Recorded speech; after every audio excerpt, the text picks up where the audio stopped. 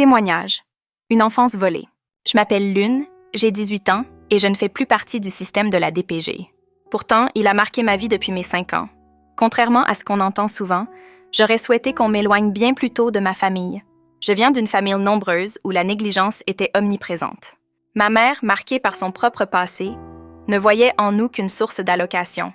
À 5 ans, la DPG est intervenue après que ma sœur ait signalé la présence de drogue à la maison.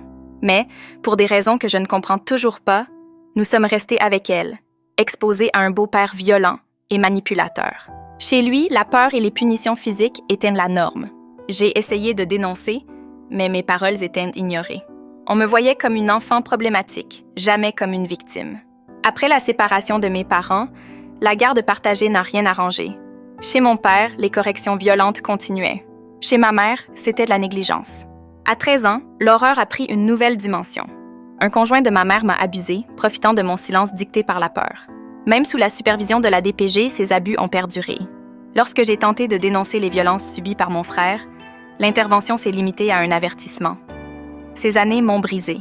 Entre fugues, automutilation et tentatives de suicide, je cherchais désespérément une aide qui ne venait jamais.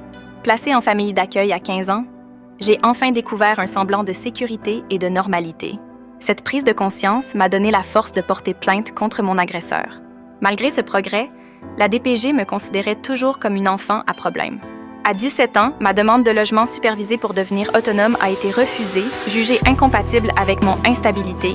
À 18 ans, je me suis retrouvée seule, sans outils pour naviguer dans la vie adulte. Aujourd'hui, je n'ai plus de contact avec mes parents. Les cicatrices de mon enfance sont profondes, mais je refuse qu'elles définissent mon avenir. Mon témoignage n'est pas seulement un cri de douleur, c'est aussi un appel à agir. Si mon histoire peut protéger d'autres enfants, alors elle aura un sens. À ceux qui souffrent dans l'ombre, je veux dire, vous n'êtes pas seul, je suis une survivante. Et malgré les échecs du système, il est possible de se relever et d'avancer. Lune.